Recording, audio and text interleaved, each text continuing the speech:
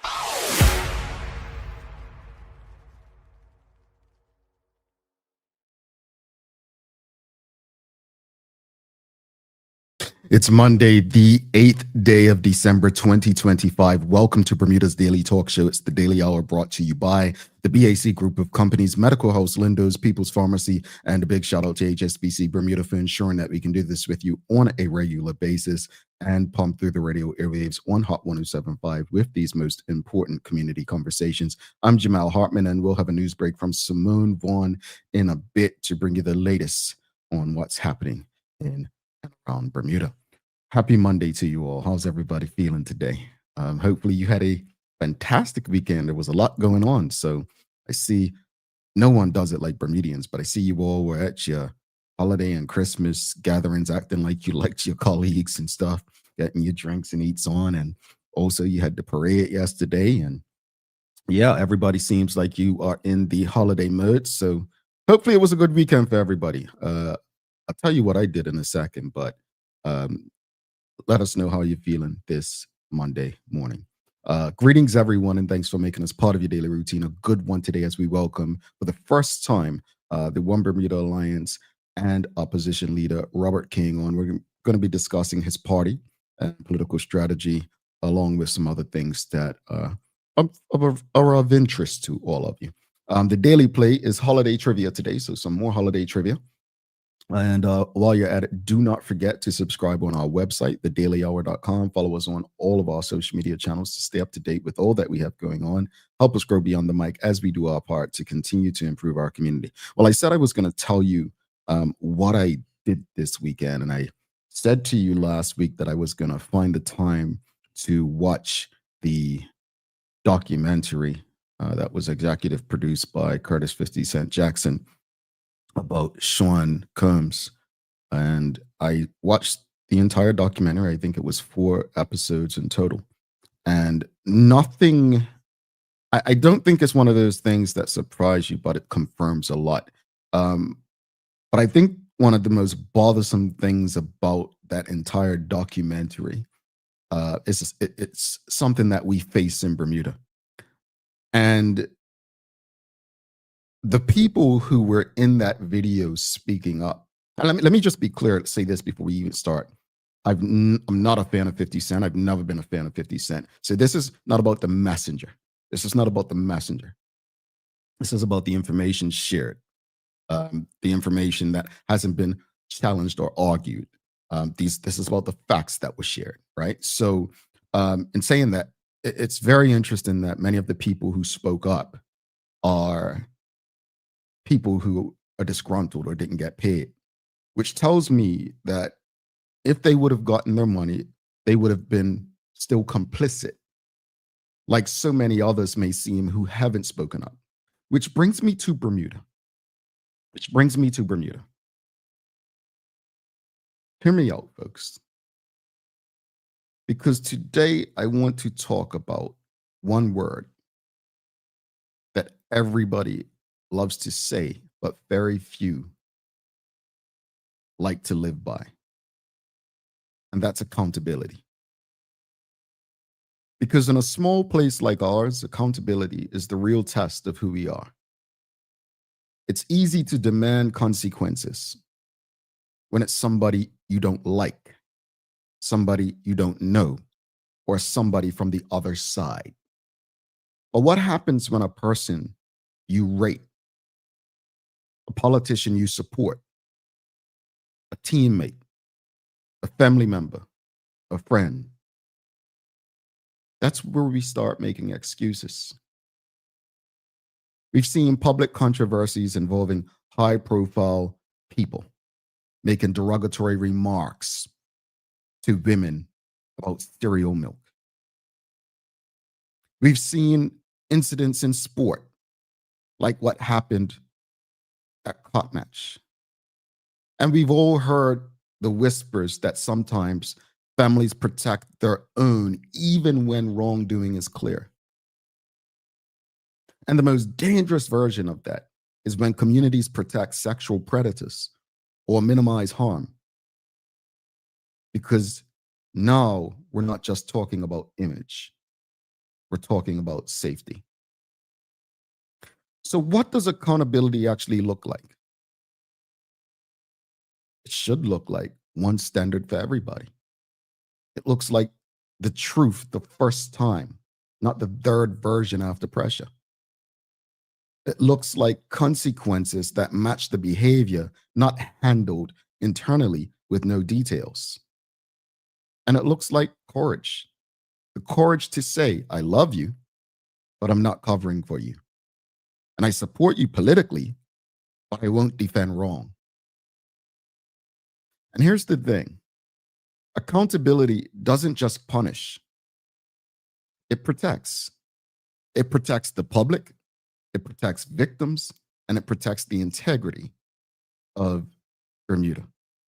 So today's question, in no simpler words, what does accountability in our community look and feel like to you? And do you believe we do enough to hold people accountable in Bermuda? Yes or no? I mentioned 2 incidents. And all I can think about while watching this documentary about Sean Combs is, well, who would be Bermuda's version of Sean Combs? And why, I'll share this with you. I reached out to Larry Marshall Jr. this weekend. And a lot of people don't know Larry is probably has the biggest conscience you'll ever meet. And it annoys me sometimes when we talk about something. I'm like, this guy is really nuts, But I appreciate Larry and will forever appreciate him if he never changes. Larry Marshall Jr. is probably the only person, and this is saying a lot because I have a lot of people in my life, but he's probably the only person that I've ever conversed with on a regular basis who literally decides based on conscience, not who he likes or what he likes or what he's affiliated with. Whether it's his family, his close friends, this brother's literally always gonna, no, that's wrong. And I said something to him about it this weekend.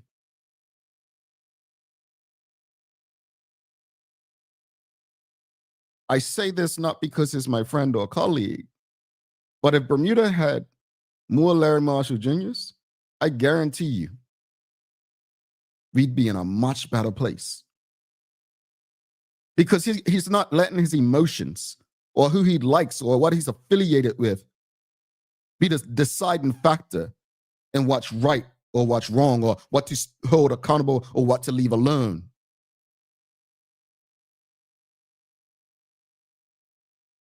We make excuses for people we love. I've been guilty of it. But some of us may make excuses for people we love or things we're affiliated with and not even admit that that's what they're doing. They will just dig a deeper hole as to why they are taking that position. I'm going to go over some things with you. Accountability, what it looks like. It looks like whether it's Jamel Hartman or Michael Dunkley committing the same act,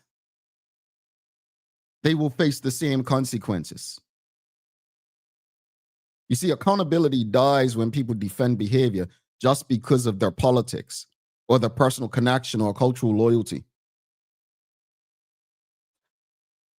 What does it look like? It's not just commentary. Oh, we addressed it internally. Case in point, there was an incident between North Village and Devonshire Colts earlier this season. We know what happened with the North Village player. At the time, I didn't agree that North Village should have to name the player. The Royal Gazette went ahead and done it, but we still haven't heard anything from Devonshire Colts. At least I haven't. I have bias in this, let me be clear, but that's just the example that comes to mind.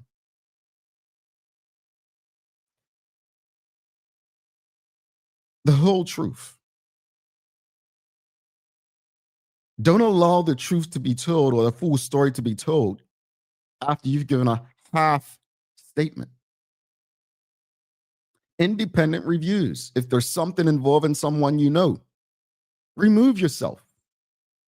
Independent review or oversight, remove yourself. And I know, oh, well, Bermuda's small, remove yourself. Accountability isn't just punishment, though.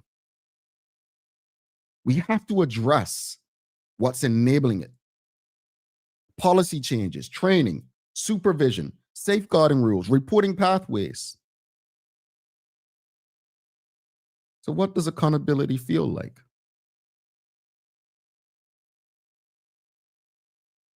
Doesn't feel like people who say, oh, well, nothing will happen. He's too connected. The amount of times I hear that about certain people in Bermuda. Oh, he'll just get away with it, or she'll get away with it because they're too connected. He's a former lawyer or he's a CEO.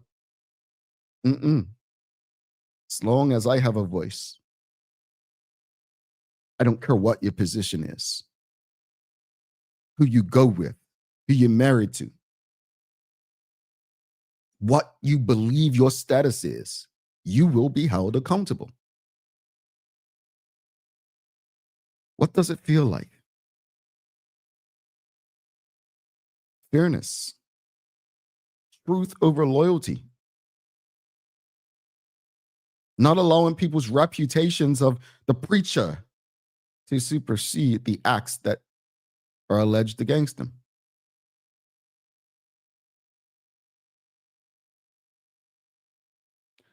We are selectively, we're selective with accountability. We've seen public incidents involving prominent figures. I mentioned the cereal milk thing, right? Remained a minister. Wasn't until the COVID rules that the individual was removed as a minister. I mentioned Cut Match. And people affiliated going at, like, defending the behavior. Then people on the other side going at it like their house was clean. And then things happen after Cut Match involving things they like or people who they like, and they're silent. Family protection, here's my people. Protecting sexual predators, one of the most damaging forms of all. You've heard the stories when Scars comes on. We make excuses because Bermuda is small. Everyone is connected. People fear social fallout. If I speak, I'll be targeted. Tribal loyalty, our politics, family name, our home club, church, or being deeply rooted in the parish we live in. But there's a cost to all this. The behavior will be repeated. Victims feeling silenced and public distrust. So what does a healthier culture of accountability look like? What would it include? Hear me out. When you love somebody, you don't cover for them. You can care about someone and still insist that they face consequences. Let's create a new community rule. Defend people's humanity, not their behavior.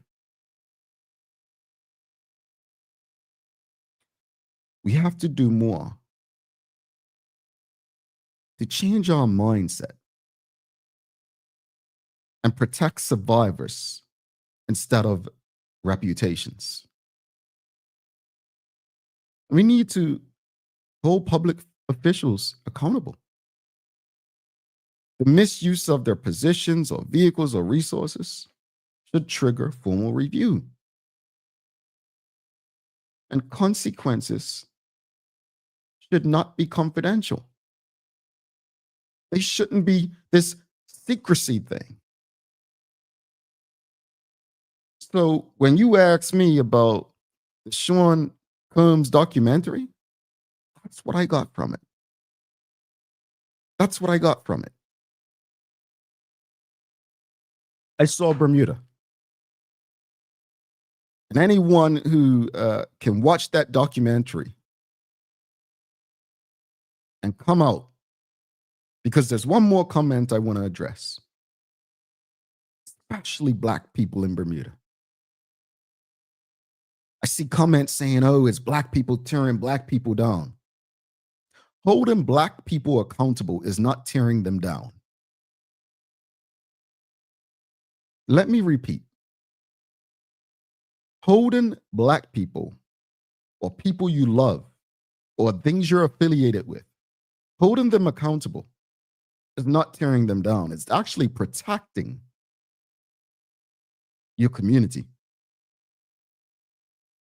So all this nonsense about, oh, like Black people, Black man tearing a Black man down.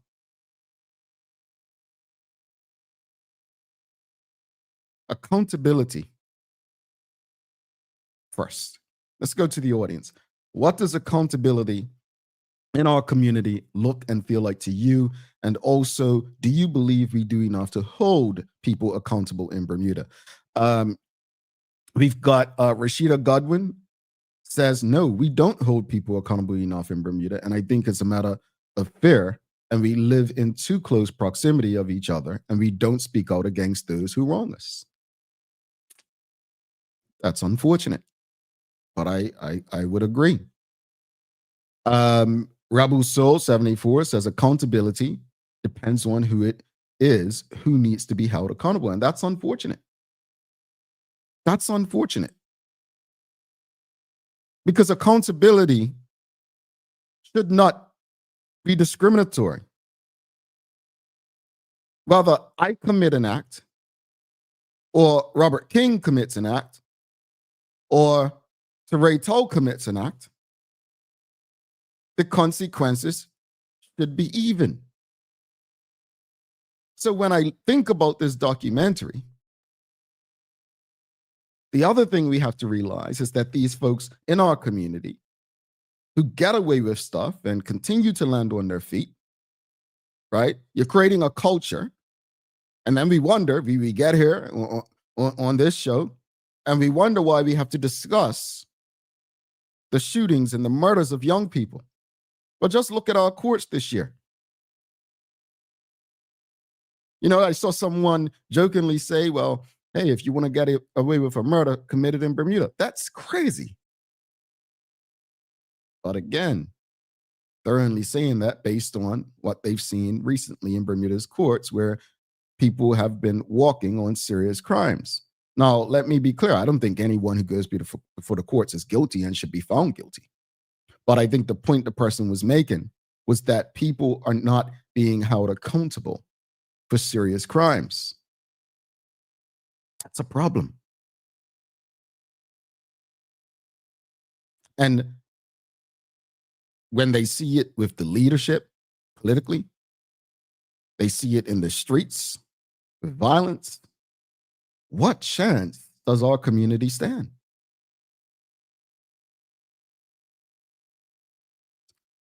We're silent this morning because some of us probably have to look in our mirror and ask ourselves, what role do I play in all of this mess?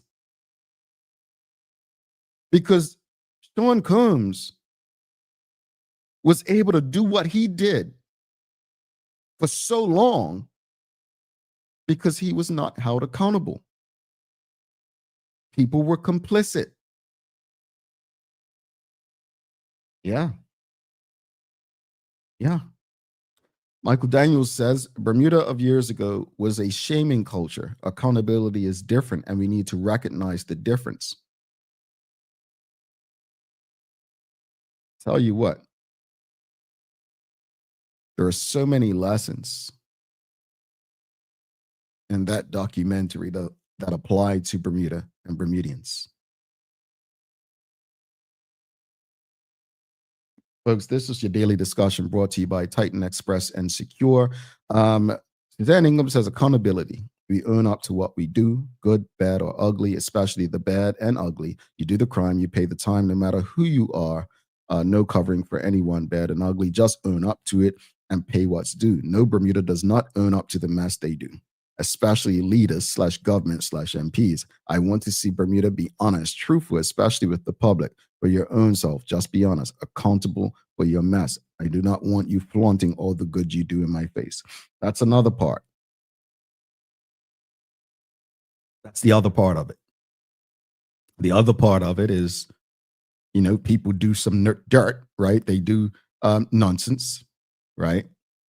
And then they go and they have a backpack giveaway, and all of a sudden they're back in good graces and they're good people. We have an accountability problem in Bermuda. And some of us need to take a good hard look in the mirror and ask ourselves, what role do we play in this?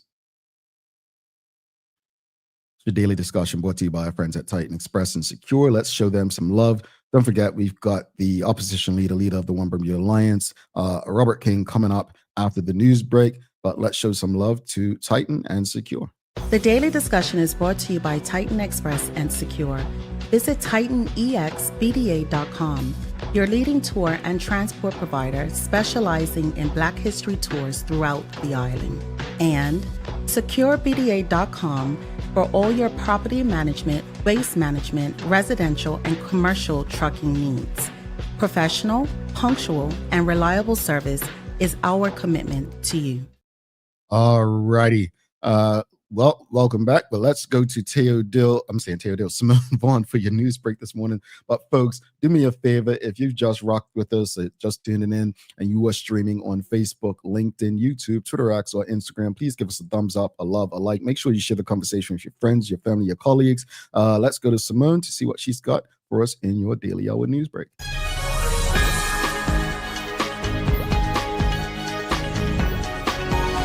Good morning, Bermuda. Today's news is brought to you by People's Pharmacy. We've always been more than prescriptions. We're your partner in living well.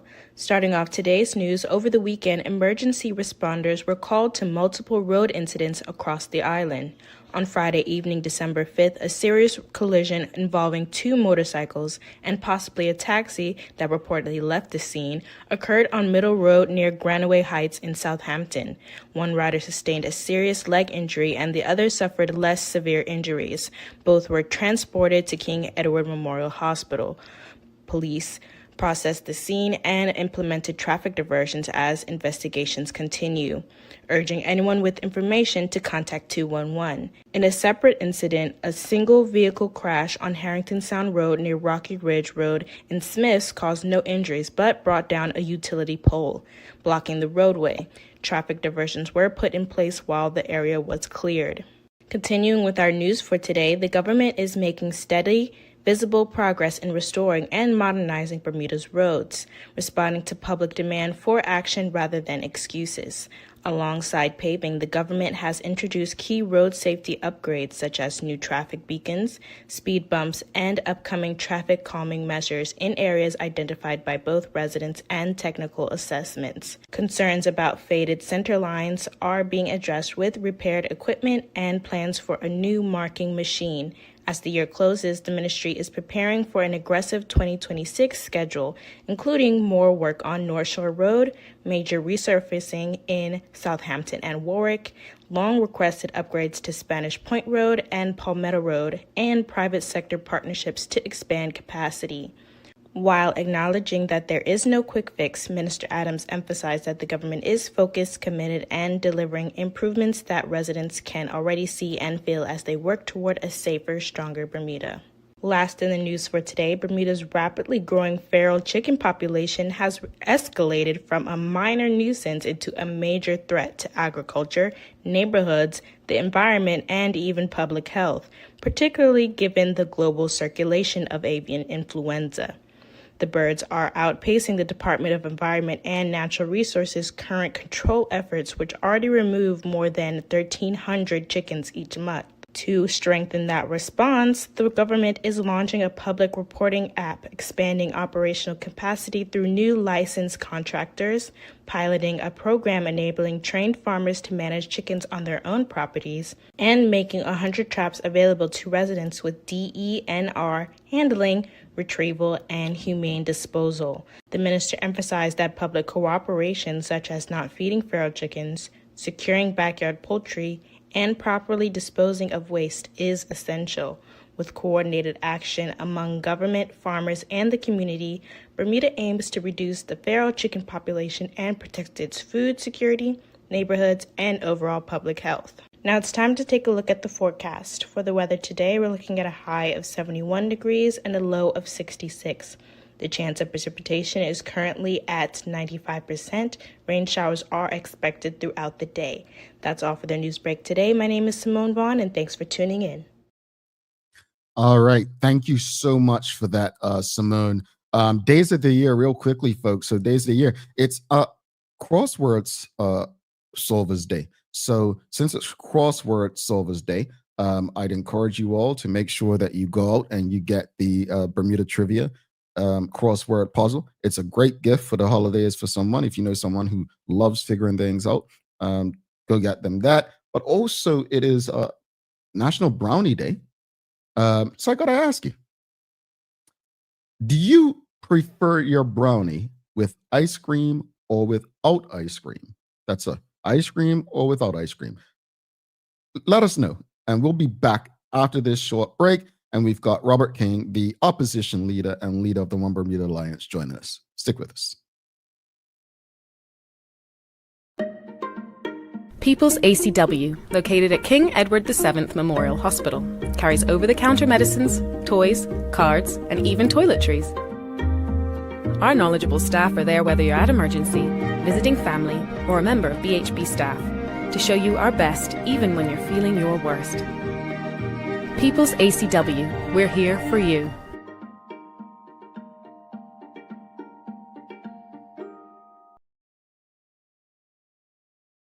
Take a look at our workforce for construction workers and tradesmen. Durable, stretchable in all the right places, and plenty of options for tools and accessories. Here with our wide range of tough and comfortable footwear, you can't go wrong. As you can see, Medical House really is a one-stop shop for everybody. We can't wait to see you. See it all at our new expanded location on Bakery Lane. Discover Drop It, your go-to grocery delivery. Browse and select from a wide range of groceries, from fresh produce to daily essentials. Our friendly drivers deliver fresh groceries to your door fast, saving you time and hassle.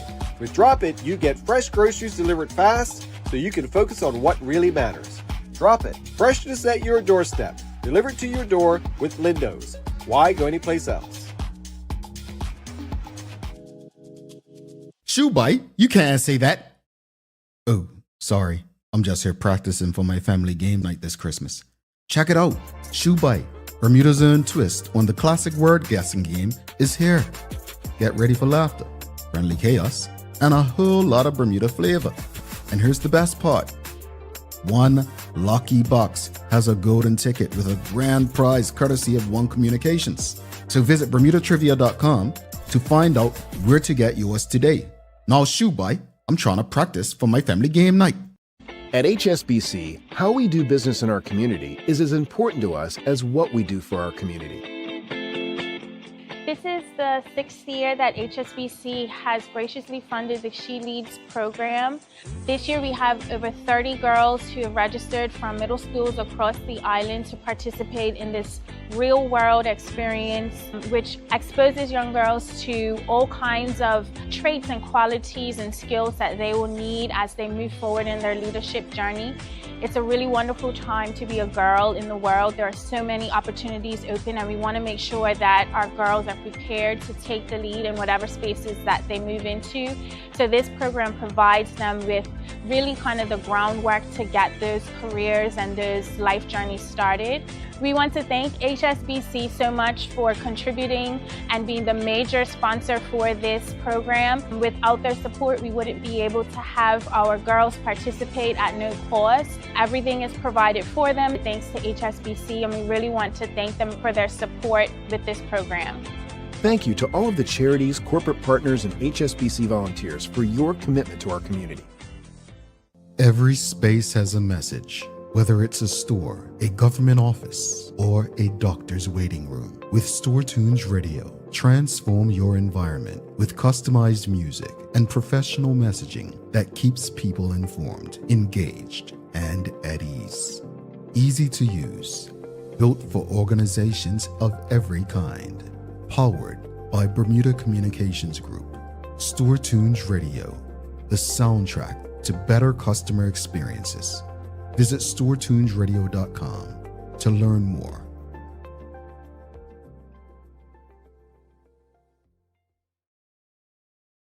Alrighty, welcome back to the Big Show. Jamal Hartman here. It's the Daily Hour brought to you by the BAC Group of Companies, Medical House, Lindo's, People's Pharmacy, and a big shout out to HSBC Bermuda for ensuring that we can do this with you on a regular basis and pump through the radio airwaves on Hot 107.5 with these most important community conversations. Folks, don't forget to subscribe on our website, thedailyhour.com. Follow us on all of our social media channels to stay up to date with all that we have going on. Help us grow beyond the mic as we do our part to continue to improve our community. So let me do it since you all don't. Let me see if I can do it. So I'm going to hit on YouTube. I'm going to hit the like button or love button.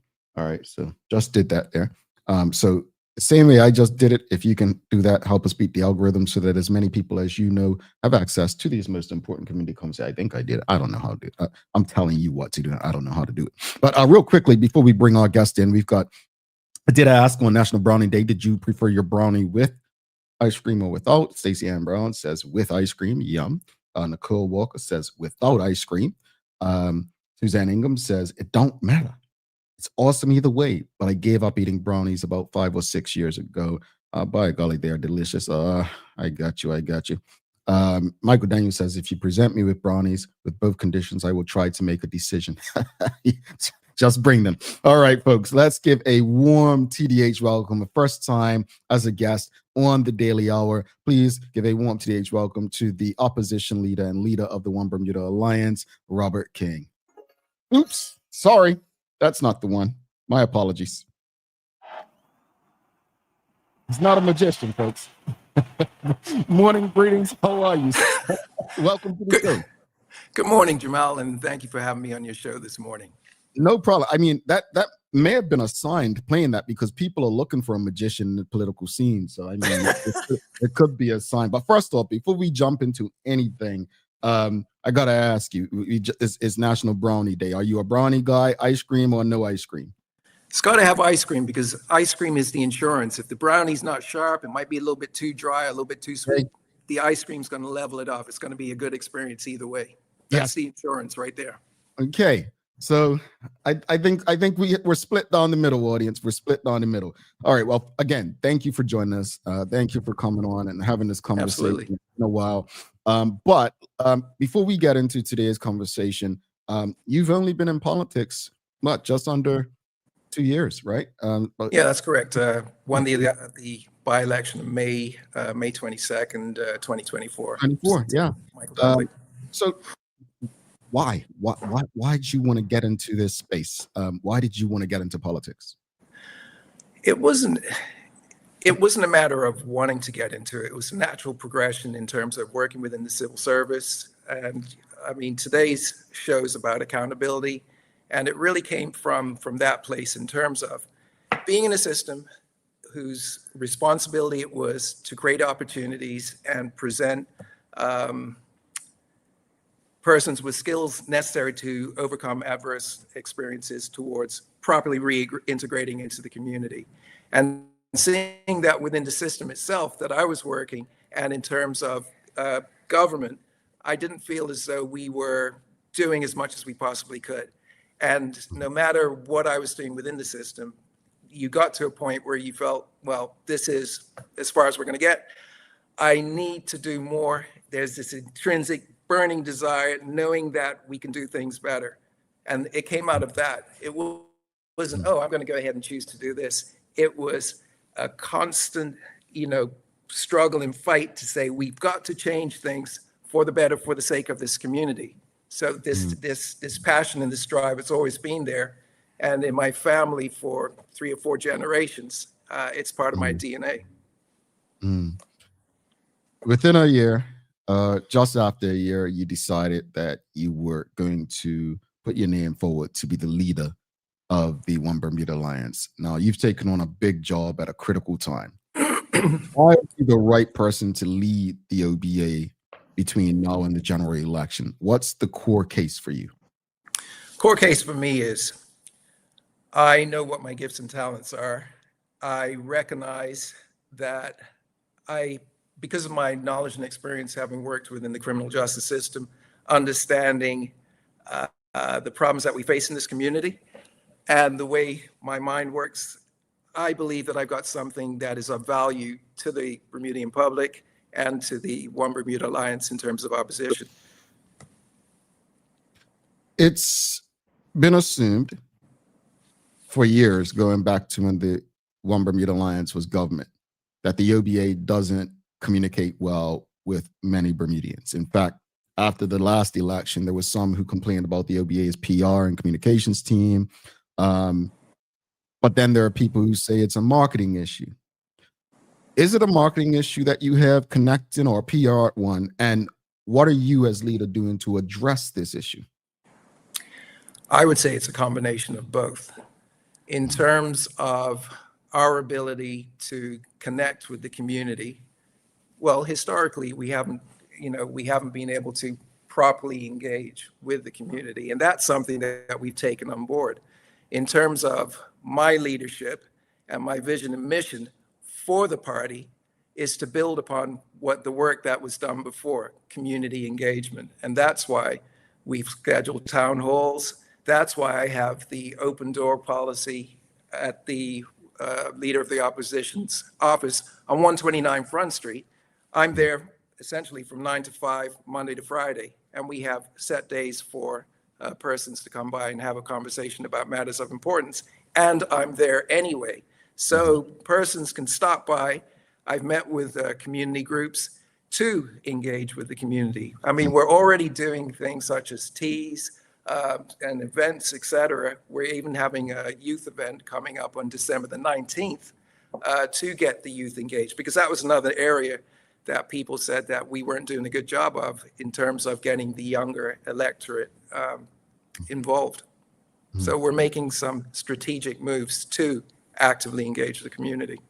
So you mentioned a few events that you have coming up, that you've done. You've mentioned that you've had an open door policy and the like, but it took you a while before you spoke publicly after becoming leader. What was happening behind the scenes that, and what do you have to say to voters who felt that your silence created uncertainty? Because if I'm not mistaken, it wasn't just us. It was CNN. It was like we couldn't get you to talk. What was that about? Well, I could see why that perception was created in terms of timing of it.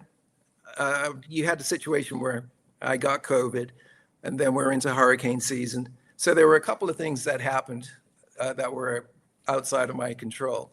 And at the same time, my availability to meet with persons was there basically since I took over the position. But I can absolutely see why persons are thinking that, oh, Robert King, he doesn't want to talk to the media. It was never about that. The persons who know me from previous work that I've done know that I am a person who's about engaging with the people, finding out what the issues are, and creating a path forward together to resolve those issues. So this is one of those situations, Jamal, I think with you and me, I've ripped the Band-Aid off with us, and I will gladly come to your show whenever I'm asked. Appreciate that. Let's talk about the OBA, because it's been an interesting. I remember when the BDA first split from the UBP and then the merger happened. Speaking to people back then, we're talking 15, 16 years later now, and the OBA has had internal challenges and public criticism about unity.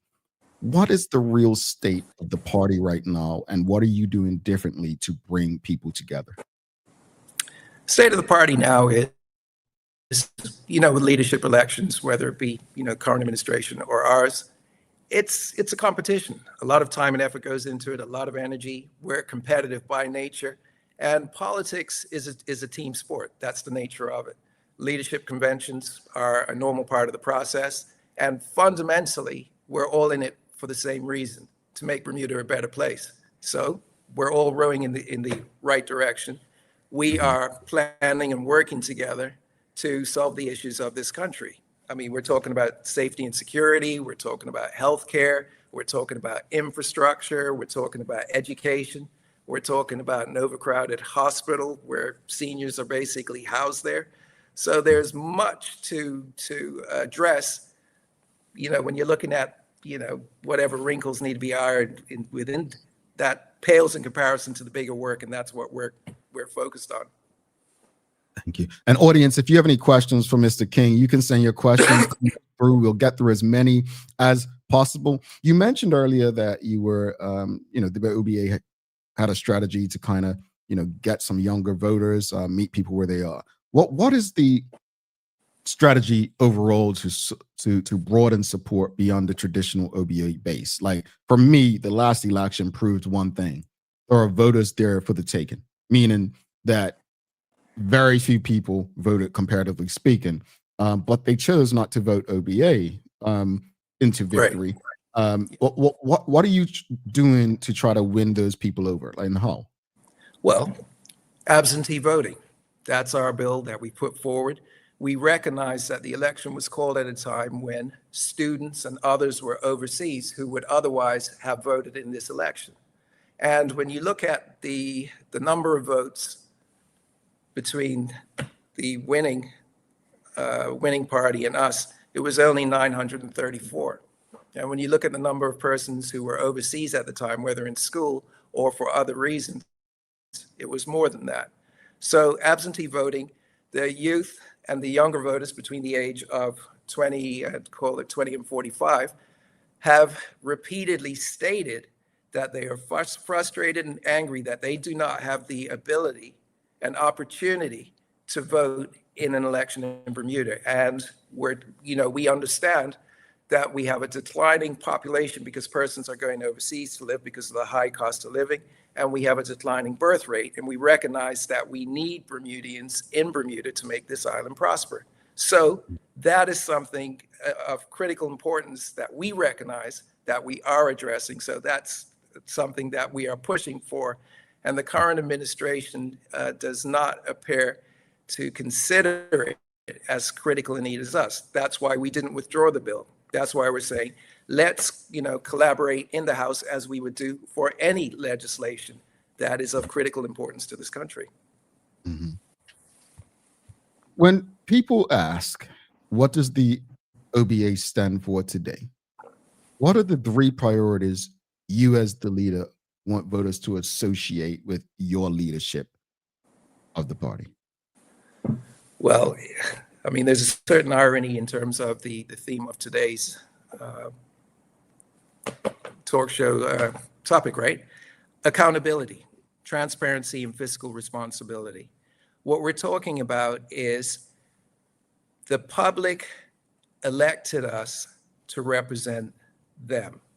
And we recognize the problems that we have, that we need to address in terms of ensuring that our children are educated. And once educated, there's a clear pathway for those persons to enter the job market as skilled tradespersons, doctors, lawyers, nurses, whatever the community requires, that we are adequately preparing them for. So it means that accountability says we are responsible for a child from the age of 5 years old until the person is 18 years old, and we must provide all resources necessary so that that person can achieve his or her full potential towards becoming a productive and contributing member to our society. Transparency means that the people know that we are operating in their best interest because we show them what we're doing in terms of audited financial statements. You can see that the money that your tax dollars are taken, have been used for, is being used appropriately. You can see that we are not wasting money, that we are addressing infrastructure needs. So when you're driving on the roads are smooth, the hedges are cleared, there's appropriate lighting, that the community is safer, that you're seeing more police officers on the road. You're seeing that there's a reduction in terms of speeding and reckless driving behavior that is jeopardizing the safety and security of lives. And you're also seeing a court system that sentences persons appropriately, and persons receive rehabilitation programs and other services towards reducing the risk of reoffense. Interesting. And let's stick to accountability. And audience, if you have any questions or comments for Mr. King, send them through. But let's stick with that because we did have a big discussion on accountability earlier. It's a big word in Bermuda politics in particular.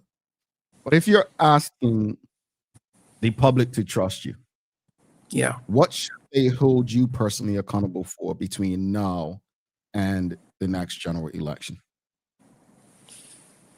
Me personally, fundamentally, in terms of my 100-day plan, I spoke about the town halls. We talked about the reasons why, that took a different format.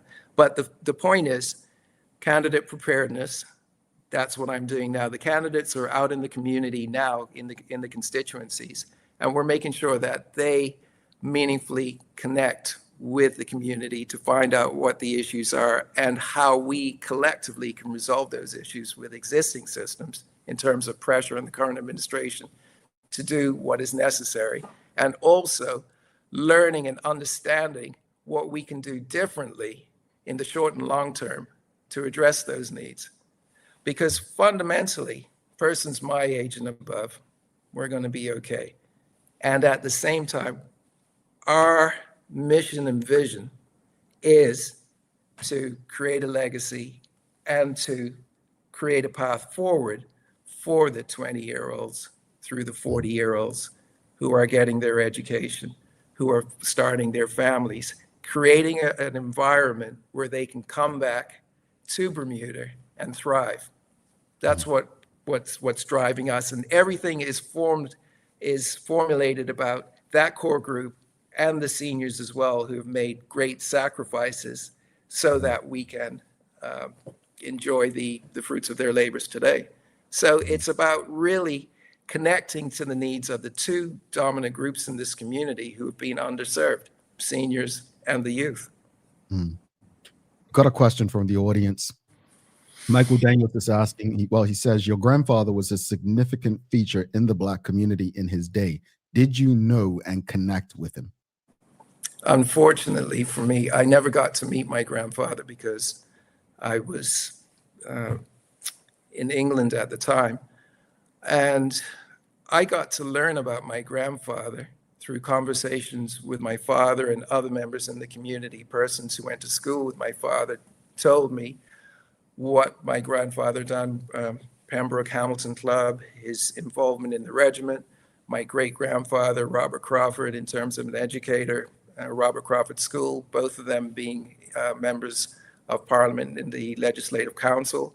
So it's through, conversations with, elder statesmen, in the current administration and former UBP and members of the community that I've gotten to learn about them. And then it really helps. And from, my father being involved as well, really coming to understand where this internal drive and passion comes from. to make a difference. Mm. And do you feel any added pressure knowing their legacies to actually want to give back politically and fight to create a better Bermuda? Surprisingly enough, no. I mean, for me, this is as natural as breathing. I mean, on my last day at work, I felt relaxed because there are moments in time, you know, when you get married, for example, maybe not the first time, but the second time, you feel as though you're exactly where you're supposed to be. And that's what this journey's been like. So it tells me that I'm on the path, and I trust that, and I work with the people around me in terms of my style of leadership is absolutely participatory, because I recognize that I'm not the expert of everything. I have to listen the same way I need to listen to the people in the community to understand different perspectives, and, you know, with the wisdom of crowds, learning how best to meet the needs. It's about consensus. You speak about your leadership style. How confident are you that you'll still be the leader of the One Bermuda Alliance going into whenever the next general election is called? I'm confident that I will be. I mean, look at the track record. Like you said, I've been in politics for less than 2 years. So I went from an unknown to winning a by-election against Bermuda's longest-serving premier, Sir John Swan, and a sitting senator, Lindsay Simmons. And I did that twice in under 2 years. And on September the 6th, I became the leader. So it tells me that the people of Bermuda have trust in me, and I take that seriously, that they see me as a person who can move us into the House as the government. That is not something that, you know, you put to the side. The whole reason why I got involved in the beginning was to do my best for the country. And with that mindset, and with others who are like-minded, we are pushing forward towards becoming the government. And we are going to be the government that the people deserve. Yes, in the past, we've not connected meaningfully. Absolutely. We've, we resorted to patterns of, thinking and doing that need to change. We've learned from the mistakes of the past, and we are actively addressing what needs to be done. And the people will respond to that. Let's talk about race, because we cannot have a political conversation when it comes to the One Bermuda Alliance without race, because I used to listen to the host religiously. I used to listen every week, and I stopped a few years ago. And earlier this year, it was the day that I believe Miss Linda Smith and Miss Robin Tucker made their maiden speeches.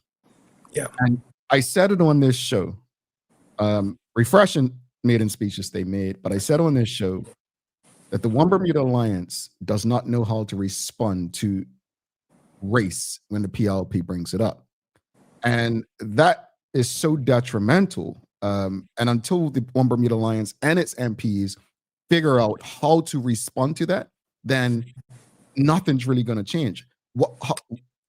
How can the OBA shift the conversation when it comes to race? And when I say shift, I'm not saying ignore it or make it go away, but address it to the point where it can no longer be used against them politically.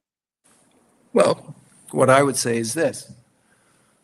And when I got rolled out, I want to say last year, I was on Aerial View Drive, and I was being interviewed by Gareth Finnegan of the Royal Gazette. I said, we have a black government, a black civil service, and how do you explain that there is an overrepresentation of black Bermudians in the criminal justice system? You tackle race by facts and evidence, which suggest that Bermudians, black Bermudians, are worse off now under a government that says it is fairer, and it's providing opportunities for Bermudians, in particular Black Bermudians, and when you look at the party, you can see the representation is 98% Black. Homelessness, persons who are incarcerated, persons who are on financial assistance, persons who are underemployed, persons who are in the hospital medically fit for discharge, but are not able to be discharged because they do not have affordable care and they do not have suitable accommodation. You challenge the race baiting by providing evidence in a way that people can connect to it. Race has been weaponized because it's an emotional subject. Any part of the world, it is because of what came before. But what we cannot do is continue to mine the trauma without doing anything meaningful to address it. We will do something meaningful to address it by ensuring that persons who are incarcerated do receive the requisite services so that they can exit the system. So you'll have less young persons in prison. You'll have more young persons who are in the community working, creating families, and enjoying a productive life. You're going to have more persons who are housed in suitable accommodation. You're also going to have persons who are in government housing who are not subjected to the risk posed by a high crime neighborhood, because we, as the stewards of the country, have a responsibility to ensure that those persons are protected because we know what the risks are. The race question and the race baiting, we will challenge that by providing the services, measuring results, holding ourselves accountable to improve the circumstances for that population. Also, when you look at the makeup of our candidates and our candidates, our MPs, our senators, they represent Bermuda, male, female, Black, white, different cultures, Portuguese and Bermudian. So, and the candidates, like I said, in the constituencies are from all walks of life as well. They're not just from the business community. They're from the trades and other areas as well. And speaking of your candidates, what are they hearing on the doorsteps right now? What are the things that people are saying to OBA candidates? Well, they're saying about the cost of living. I mean, the same thing. I mean, we hear, well, it's a bit funny that we see feral chickens made the headlines in the newspaper. But here's the thing. Feral chickens, how did that become a problem? Because these were domesticated chickens, first of all, right? Then we had cats, feral cats, which used to eat the chickens and used to eat the rats. But then that was considered to be inhumane. So then cats were neutered, and then cats were fed. And now you've got cats, chickens, and rats eating out of the same feed. Something as simple as mandated proper garbage receptacles would do a lot to address that problem. So what we're talking about is a common sense approach to addressing issues that essentially we've created as well. If you walk down Front Street, you'll notice that there are a lot of, until recently, there were quite a few persons who congregated on a regular basis, drinking and engaged in, drinking in a public place, which is a non-licensed public place, which is an offense, and engaged in harassment of pedestrians and others. And it was accepted as normal and ignored. And then about 5 months ago, a person was killed that was part of that group. So what we're looking at is accountability as well. If we're ignoring certain behaviors, they're going to continue. So we can do simple things to address the problems, to anticipate what the problems are going to be and do something about it on the front end. You mentioned earlier your 100-day plan. You said you've spoken about it at town halls and the like. I haven't seen it. Is that accessible to the general public? Is it part of the OBA's platform? Does it align with it? Like, tell us a bit about It definitely aligns with the OBA platform, yes. Mhm. And I can make it available to persons. If they send me an email, rking@oba.bm, I can go ahead and send that to them. You mentioned our historical inability to engage with the public. In terms of communications, we talked about that a little bit in the beginning. So we now have a new communications team, and we are developing a strategy to ensure that our message is accurate, that the message is appropriate, and that it attends to the needs that has been expressed by the community. And we want to make ourselves accessible so that they can speak to us, and then we can action certain things as well. Mm-hmm. Indeed. I want to go back to the audience. We've got Charles H. Jeffs II, and he says, absentee voting is only one area of our elections that needs modernizing. Is there a plan to address other areas such as early voting or fixed term elections, even right to recall? Well, in terms of electoral reform, that is something that we are looking at. And of course, there's a political process, with the governor, et cetera. But I can understand why fixed term elections, why there would be consideration for that, because in Bermuda, when an election is called, is at the discretion of the premier. And that can be used strategically, and some might argue to an unfair advantage. So absolutely, we would be looking at that, because a fixed term election, the argument can be made that it's a fairer process, especially when you're looking at times of year when people will ordinarily be off island. You would want, if you were promoting democracy and staying grounded in that, wanting everybody who had the right to vote to be able to vote. So as Mr. Jeffers says, absolutely, that is something that's under consideration as well. You mentioned just now that anyone who wanted the 100-day plan, they could send an email, but there's a couple hundred people online. This is not even including radio right now. There's a couple hundred tuned in online, right? So hold on, there are a couple hundred. Now, instead of receiving a couple hundred emails, wouldn't it just make sense to put it on the OBA website or make it available on Yeah. It should be on the website now. I'll go ahead and check after we get off. Yeah, absolutely. Yeah. Perfect. One more question. We've got Mike Daniels. He's asking, what are you doing personally to connect with the mindset of the man in the street? Excellent question. Mr. Daniels, I've met and am meeting regularly with the Imperial Group and also other members of the community as well, and am going to be talking to persons in different communities for that express reason, because it's one thing being in an office. It's one thing having worked at court services and having worked at Westgate. He makes a valid point, and that is something that I am going to do. And the plan is for it to, this week to start conversations with persons directly.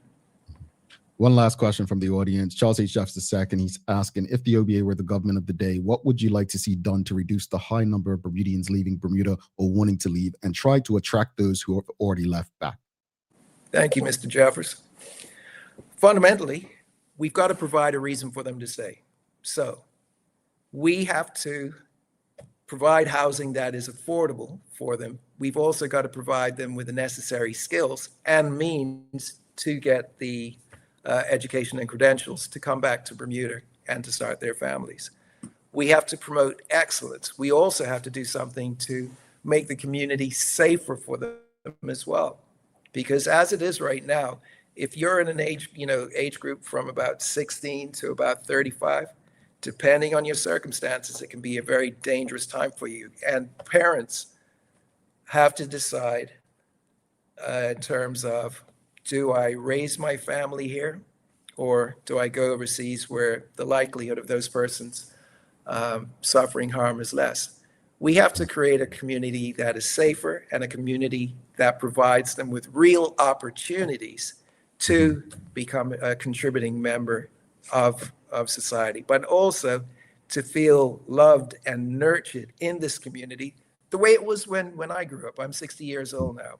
I can remember having friends from all walks of life. You know, if your bike broke down in Somerset and there was no bus running, for example, you'd be able to, get gas, knock on a door, get some gas from somebody and continue on your way. You felt safe wherever you were. You went to different, went to sessions, at incubators or Dandytown Field. There was pack racing and stuff. But the thing is, there was more this sense of community, and we're all in this together. We were all about, going out and socializing, following the music, girls, having a good time, and then going to work because you recognized that you had to contribute to your household, putting the community spirit back in the community. We have an opportunity, and you mentioned it earlier, the fact that accountability, we have a problem with accountability because we're so interconnected. That's because of the mindset that we have. We also have the opportunity to change the mindset with the strength of the community connections. And it would be the similar sort of situation as a person who was a heavy drinker, for example, for quite a few years, goes to the doctor, and the doctor says, look, if you keep on this path, you might have to, get a liver transplant or something. You take what's said seriously, and then you start making the necessary changes. We can do that as a community. You said it before, in terms of when you see something that is being done that is harmful, that you take responsibility to have the uncomfortable conversation out of a sense of duty and love to your child and the person that you're speaking with, because you know where this is going to go. So I'm saying we have an opportunity to create the Bermuda that we grew up. You're much younger than me, Jamel, but we have an opportunity, and we need to be intentional about it. And it starts when the kids are in nursery school, through primary school, middle school. We have an opportunity because of the strengths of the relationships that we have through blood, through association, through schools. We have an opportunity. It's about a mind shift that we need to make intentionally to make a change. I think you've mentioned your plan. You seem like you have some good ideas on what you believe you can do to improve. Do you have the support of your fellow MPs and senators? Like, do you have the full support? Is everyone on board, or is it you will take time to build the team that you need to prosper in this space? I'll say this. The work that was done before me has prepared me and the team that we have to elevate. I mean, when you look at, leadership, right? Leadership races, leaders change, just like in sports clubs, sporting, football clubs in the UK. Natural. New ways of thinking and doing, getting the results, being held accountable. It's as simple as that. We know what needs to be done, and we are driven by the need to change things collectively. That's what our focus is on. We've got so many things that need to be fixed. We've got a corporate income tax, which is coming online, which can do remarkable things for this island in terms of giving us the ability to pay down the debt and to also address some of the social needs that we have. But it has to be done responsibly. And we are pushing for ensuring that happens. So the answer to my question is you have the full support of all of your MPs and senators. That's why we're in this, to become the government that Bermuda deserves. Well, before you head out, I know you have to run. What would you say? We've got a few comments that you can go back and look at that we're not even get to, but what would you say to people who just don't believe that the OBA will win another election, can win another election? They believe the OBA is not Bermudian first, or the OBA has too much they're tied to a legacy that doesn't look good politically in Bermuda. What would you say to all of that as you try to lead this party back into government? What I would say is the same way that we would have a conversation with a family member or a relative or a friend who in the past did things or had a lifestyle that you didn't disagree with. You'd had many conversations before, and then over time you started to see that they were making some good choices. You recognize that people can change when given the opportunity, and or we give the person the space and time to make the necessary changes. This is no different from that. And also having a conversation with me and other members of the party to express specifically what you need from the One Bermuda Alliance and what you need from the government and your MPs. And then we can hold each other accountable in terms of bringing the issue to our attention that we may or may not know, and us being able to do something about it. So then we've created a relationship that is based on honest disclosure of what the issue is, an understanding of what it is, and how we can do something about it. And then the person can say, well, you know what? You said you were going to do something, but you didn't. Well, that gives us the opportunity to fairly assess and hold each other accountable. So what I'm asking for is an opportunity to do just that with me and with our candidates and our MPs, et cetera. Mr. King, thank you so much for making time to come on this show. A lot more to discuss. We didn't even get into CIT and some of the issues that are facing the community, violence, education, health. So hopefully you'll be open to coming back and speak. Not hopefully. Hey, like I said, time allows. Between now and Christmas, things I can just imagine what your schedule's like. Absolutely, I would love to come back here, because one thing about your channel, you are connected to the community that we need to learn more about. So I thank you for this opportunity, and I look forward to another invitation. Thank you, sir. All right. Thanks. Have a wonderful day, sir. You too. Take care. All right. Robert King, folks, the leader of the opposition. Folks, if you appreciated that conversation, do us that favor. You know what to do. Give us a thumbs up, a love, a like. Make sure you share the conversation with your friends, your family, your colleagues. Don't go anywhere. We're going to take a final break, right? And when we come back, we've got a daily play. Let's see if you get this holiday trivia. And I'll wrap it up as well. Stick with us. Warning. This video contains flashing lights.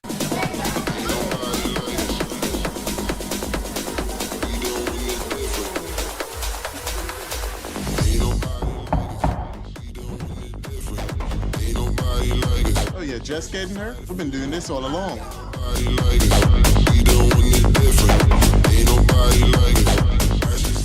Free sign-up, no dimensional weight, the fastest customs clearance, and the lowest prices. Now, that's ZipX. Dreaming of expanding your business?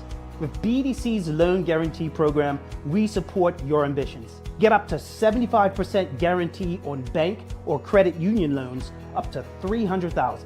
Just your vision and our support. Apply today and unlock new business opportunities. BDC, Bermuda Business starts here.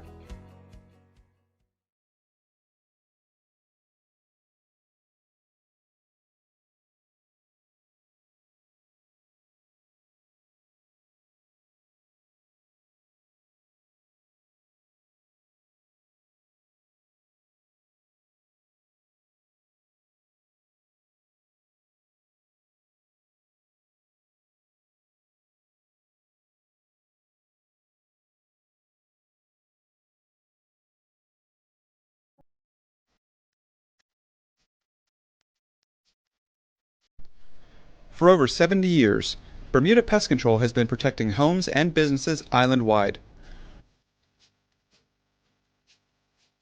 We offer a full suite of services, including rodent control, termite fumigation, and general insect control and maintenance. Our team of experts will quickly and efficiently eliminate any pest problem you may have. With Bermuda Pest Control, you can enjoy a pest-free home in no time. We're committed to providing fast, reliable, and solution-driven services for our customers. It's what we've been doing since 1952. Call Bermuda Pest Control today and say goodbye to pests for good.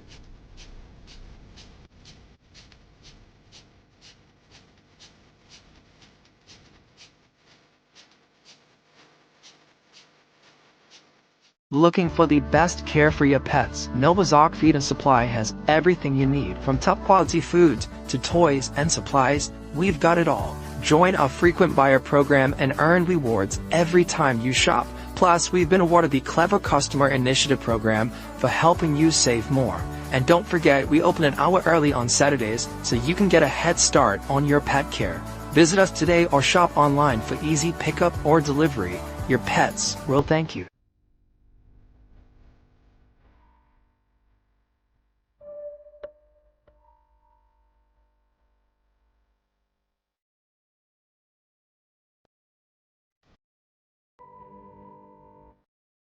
Alrighty, welcome back to the big show. Thanks again to Robert King for stopping by for such an important community conversation, folks. If you appreciated the discussion, please make sure whatever platform you may be streaming on, that you give us a thumbs up, a love, a like. Make sure everyone you know has access to these most important community conversations as possible. Thanks again to the BAC group of companies, Medical House, Lindo's, People's Pharmacy, and a big shout out to HSBC Bermuda for ensuring that we can do this with you on a regular basis. Alrighty.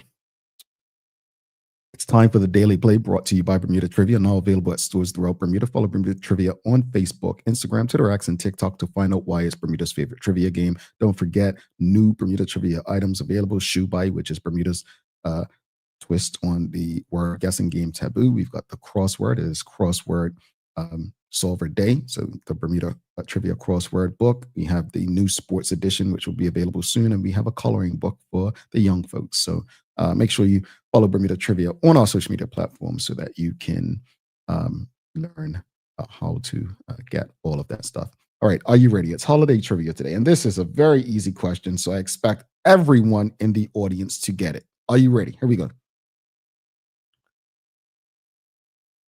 What city in Europe, what European city was Kevin's family going to on vacation in Home Alone, the first one?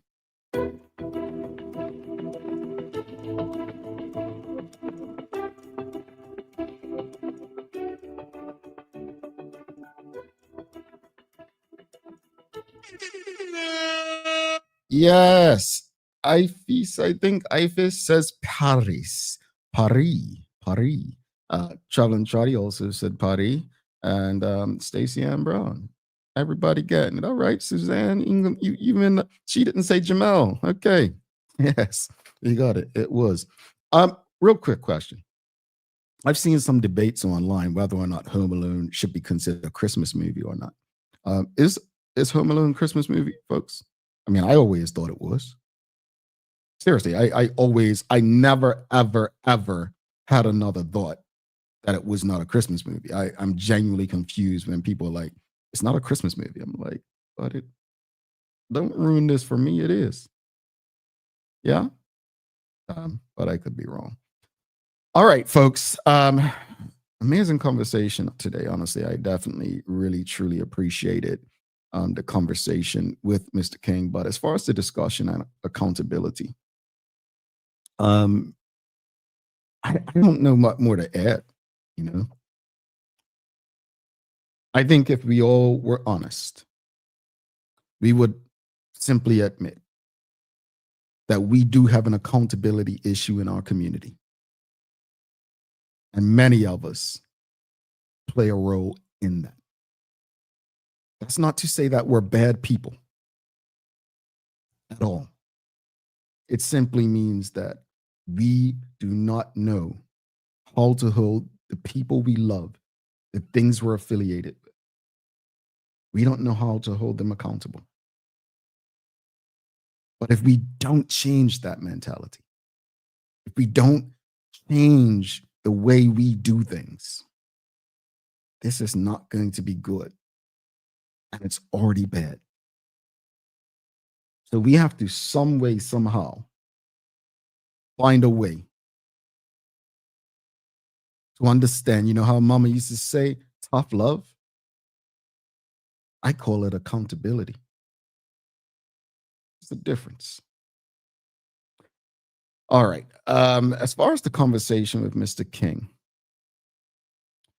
I'll say this much. I appreciate Mr. King and anyone who comes on the show to have a discussion. But there's a lot more that needs to be shared, discussed, and said. The OBA has an uphill battle. And I don't think the battle is against the PLP. The battle is whether or not they can convince the people to choose them. There are some who feel like this party should just die off. And I don't think it's going anywhere. But the role that the One Bermuda Alliance plays going forward, well,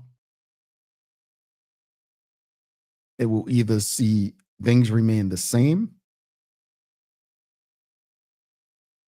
the exact same, or something fizzle out eventually, if you get what I'm saying. All right, time for your daily inspiration. I'm going to go with something from my upcoming book. And since we're talking about accountability, page 59. One of the best things we can do for ourselves is to surround oneself with people who will hold us accountable. Try it. If you surround yourself with people who hold you accountable, don't enable you, but hold you accountable, that's love. All right, folks, time to say peace out, but don't forget to subscribe on our website, follow us on all of our social media channels to stay up to date with all that we have going on. Help us grow beyond the mic as we do our part to continue to improve our community. Thanks again to our partners, the BAC Group of Companies, Medical House Lindos, People's Pharmacy, and a big shout out to HSBC Bermuda for ensuring that we're able to do this with you on a daily basis and pump through the radio airwaves on Hot 107.5 with these most important community conversations. As always, we appreciate you, we love you, and we thank you for making us part of your daily routine. If all goes well, we'll be back to do this again with you tomorrow. I'm Jamal Hartman. Please do make it a safe and a great day. We are out. Peace.